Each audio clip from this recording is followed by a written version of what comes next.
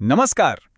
ક્યારે વિચાર્યું છે કે આપણી આસપાસ જે કંઈ પણ છે, મોટા મોટા મકાનો, ઘરનું ટેબલ, અરે આપણે જે અક્ષરો લખીએ છીએ એ બધું શેનું બનેલું છે? આમ તો બહુ જ જટિલ લાગે, પણ એની પાછળ છે ને એકદમ સાદા બિલ્ડિંગ બ્લોક્સ છુપાયેલા છે. અને એ છે રેખાઓ અને ખૂણાઓ. તો ચાલો આજે આપણે સાથે મળીને આ મૂળભૂત આકારોના રહસ્યોને ખોલીએ. આ જુઓ, એક ઘર છે, એક ટેબલ, અંગ્રેજીનો એમ અક્ષર અને પેલું એક જટિલ ભૌમિતિક આકાર પણ. આ બધી વસ્તુઓ તો આપણે રોજબરોજ જોઈએ છીએ, પણ શું આપણે ક્યારેય અટકીને વિચાર્યું છે કે આ બધાની ડિઝાઇનની પાછળ એવું કયું મૂળભૂત તત્વ છે જે છુપાયેલું છે? તો સવાલ એ છે કે આ બધી વસ્તુઓમાં કોમન શું છે? જવાબ છે ને એકદમ સિમ્પલ છે, પણ બહુ જ પાવરફુલ છે. એ છે સીધી રેખાઓ.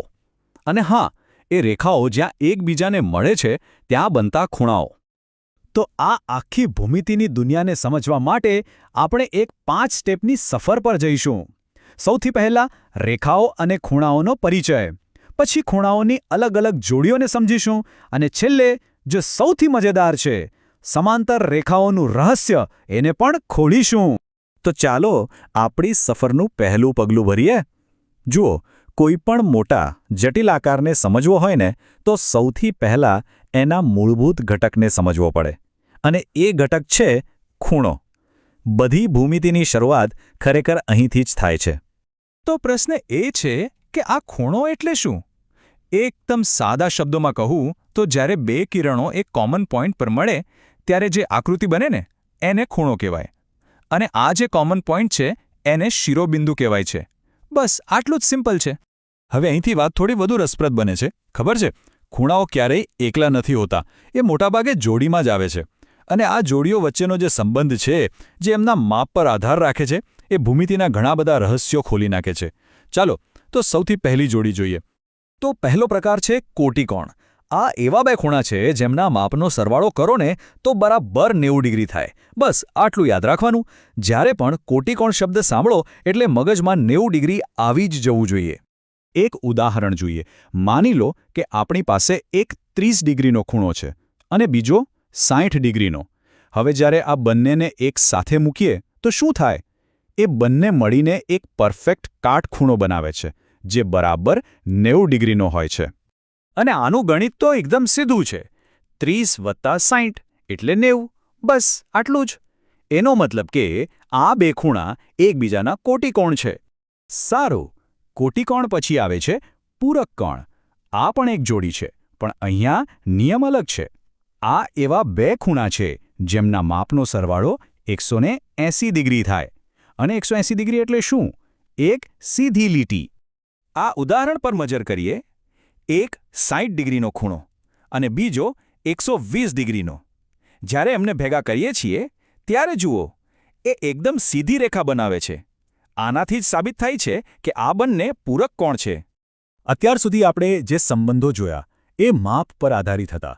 પણ એવા ખૂણાઓનું શું, જેમના સંબંધો એમના સ્થાન એટલે કે એમની પોઝિશન પર આધાર રાખે છે? ચાલો હવે ખૂણાઓની જોડીના બીજા ભાગને એક્સપ્લોર કરીએ. અહીંયા છે ને બે બહુ મળતા આવતા કોન્સેપ્ટ છે: આસન્ન કોણ અને રૈખિક જોડ. બંનેમાં એક કોમન શિરોબિંદુ અને એક કોમન ભુજા હોય છે. પણ એક મોટો ફરક છે. રૈખિક જોડ જે છે ને એ એક ખાસ પ્રકારના આસન્ન કોણ છે. એમાં જે બિનસામાન્ય ભુજાઓ હોય એ એક સીધી લીટી બનાવે છે. અને એનો મતલબ શું થયો? એમનો સરવાળો હંમેશા 180 ડિગ્રી થાય. હવે વાત કરીએ અભિકોણની. અને આને સમજવા માટેનું સૌથી બેસ્ટ ઉદાહરણ છે કાતર. વિચારો, જ્યારે કાતર ખુલે અને બંધ થાય ત્યારે એની પાંખડીઓથી જે સામસામે ખૂણા બને છે ને, બસ એ જ અભિકોણ છે. અને અભિકોણનો એક એકદમ સિમ્પલ પણ બહુ જ પાવરફુલ નિયમ છે. અને એ છે કે જ્યારે બે રેખાઓ એકબીજાને છેદે ત્યારે જે અભિકોણ બને એ હંમેશા એક સરખા જ હોય છે. હંમેશા. આ એવો નિયમ છે જે ભૂમિતિમાં વારે વારે કામ લાગશે. તો અત્યાર સુધી આપણે બે રેખાઓની વાત કરી રહ્યા હતા. પણ હવે વિચારો, શું થાય જો કોઈ ત્રીજી રેખા સીનમાં આવે અને પેલી બે રેખાઓને કાપે? બસ અહીંથી જ આખી ગેમ વધુ રસપ્રદ બને છે. આ જે ત્રીજી રેખા છે ને એને કહેવાય છેદિકા. મતલબ એક એવી રેખા જે બે કે તેથી વધુ રેખાઓને અલગ અલગ પોઈન્ટ પર છેદે. અને જ્યારે આવું થાય છે ને ત્યારે ખૂણાઓના સંબંધોની એક આખી નવી દુનિયા ખુલી જાય છે. આ ટેબલ જોશો તો બધું ક્લિયર થઈ જશે. જુઓ, એક છેદિકા કુલ 8 ખૂણા બનાવે છે. એમાંથી કેટલાક અંતઃકોણ કહેવાય, જે પેલી 2 રેખાઓની અંદર હોય, અને બીજા બાહ્યકોણ, જે બહારની બાજુ હોય. આટલું જ નહીં, આપણી પાસે અનુકોણ અને અંતઃયુગ્મકોણ જેવી સ્પેશિયલ જોડીઓ પણ છે, અને એમના પોતાના ખાસ નિયમો છે. અને હવે આપણે આ આખા વિશ્લેષણના સૌથી મહત્વના અને રોમાંચક ભાગ પર આવી ગયા છીએ. સવાલ એ છે કે શું થાય જો એ 2 રેખાઓ જેને છેદિકા કાપે છે એ સમાંતર હોય? બસ અહીંયા જ ભૂમિતિનું અસલી રહસ્ય છુપાયેલું છે. જરા આ વિઝ્યુઅલ તફાવત જુઓ. ડાબી બાજુ રેખાઓ સમાંતર નથી, અને ખૂણાઓ આમતેમ કોઈ ખાસ સંબંધ વગરના છે.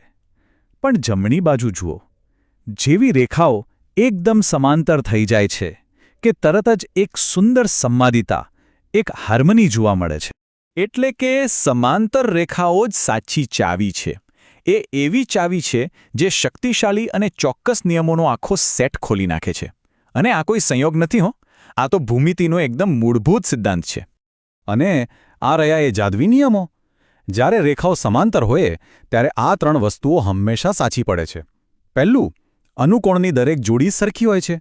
બીજું, અંતઃયુગ્મકોણની દરેક જોડી પણ સરખી હોય છે.